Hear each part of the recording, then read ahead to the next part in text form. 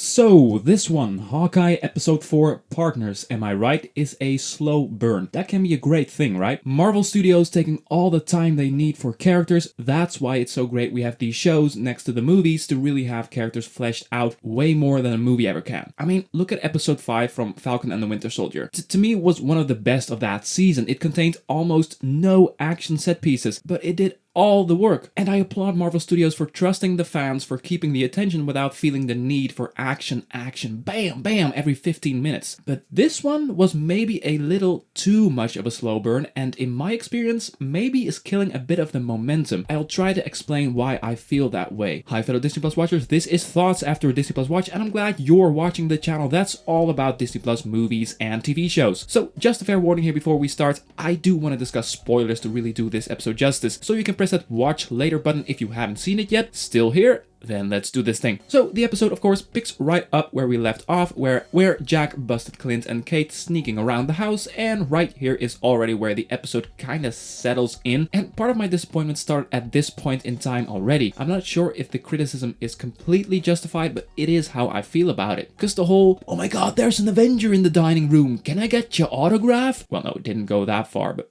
yes, this trope of Clint getting acknowledged as a universe-saving celebrity where, while Clint wants nothing more than to be normal and lay low, it works for this series, but seriously, to have this cliffhanger from last week completely dropped because even Jack is feeling fanboyish around him, I mean, it's totally possible this would be a reaction of his, but it's also not really the most interesting card to pull from the deck if we look at the writing of the show, to me. The more interesting and also obvious approach here would be that Jack would get totally nervous and try to work Clint out of the house. Yes, using his charm and covering his tracks as much as he can, while Eleanor tries to keep them both for tea or something. But yeah, Jack, he's in a pretty high position within this tracksuit mafia network, as we later get confirmed, so there should be more going on here. Instead of, oh my god, you're Archer!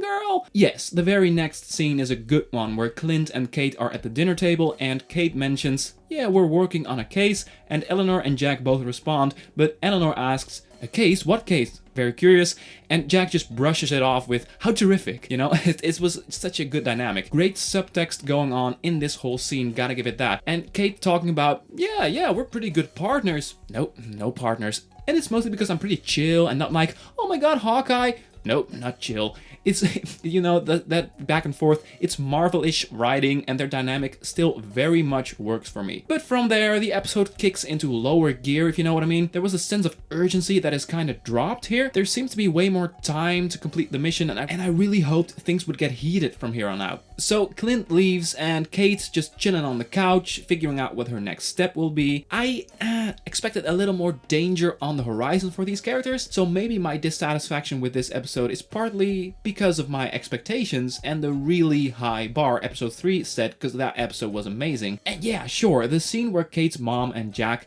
have their romantic dance together, showing that they are truly happy with each other, and especially Kate's reaction, who can tell, shady crime lord or not, he does make her happy. I love the intimacy and the fact that for a brief moment, Kate is truly happy to see her mom this way. It is a really nice character moment to have here. Granted, another great scene was the moment between Eleanor and Clint, where Eleanor really speaks to Clint because she doesn't want to see her daughter as a superhero, she just wants Kate to be safe. And Clint, after all he's been through, it both raises the stakes for Clint to make sure nothing happens to her, and it speaks to him personally because this guy is a hell of a family man. It feels a little hokey to me that they needed the LARP guys again to get some more arrows.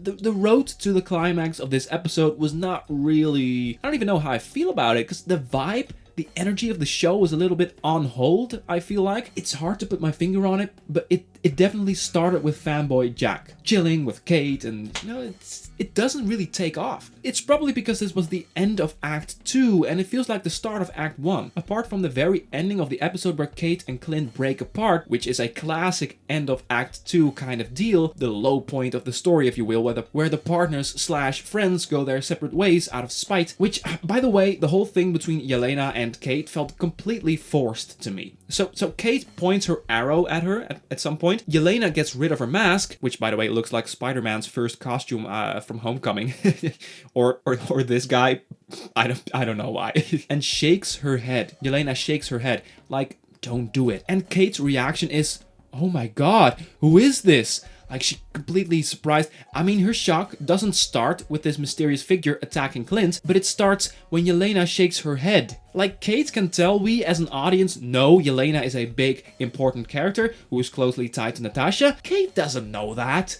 And she doesn't suddenly find out she's important because of her nodding her head dramatically. I mean, am I really off here? Please correct me if I missed some subtext here. I know, she would totally ask Clint, yo, what happened? Do you know who that was? What the hell? But she kind of appears to know it's a plot twist, which is weird and kind of meta, and it makes the two going their separate ways a bit forced. At least that is how I feel. I did enjoy a lot of character moments in this episode, and I like that they are bonding more and more. Clint teaching her the coin trick thing was really fun. I like that Hawkeye's superpower is not shooting arrows, but he's just a guy with an almost superhuman talent for aim, and him passing that on to Kate was great to see. We're so used to seeing this being represented only in his archery, so this was refreshing.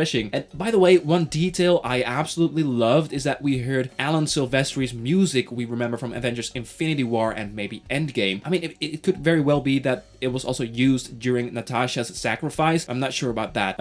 Kate hanging on the cord at the side of the building seemed to be kind of a PTSD moment for Clint. And I love that we get some musical representation of Alan Silvestri's work from Avengers movies. It made for an interesting juxtaposition. But yeah, didn't love the episode. In my experience, it killed some momentum. Yes, episode 3 set a high bar, but I ultimately have some particular issues with character and pacing in general. Jack fanboying out instead of losing control of the situation or something tenser. No, the whole reveal of Yelena felt hokey. A lot of it was a bit off to me. But still, great character moments sprinkled throughout this episode. Still looking forward to next week. But yeah, I was so pumped after last week's show, and I was so ready to love the show, but no. Not yet, but damn, it's really hard not to crush on Kate Bishop. That's something I have been trying to get out of my system since this show started, and I'm in my early 20s, so I'm allowed to say that. I'm thinking about wrapping this up. Thank you so much for watching. I'm curious, what did you think of this episode? Be sure to let me know in the comment section. Don't forget, if you enjoy the idea of discussing Disney Plus content with us, that red button looks familiar, right? And if you're interested in thoughts on previous episodes, it's all in the description, or you can browse the channel page. Did you like this video? Then be sure to consider giving that a click. Thanks. For now, have a wonderful day and see ya.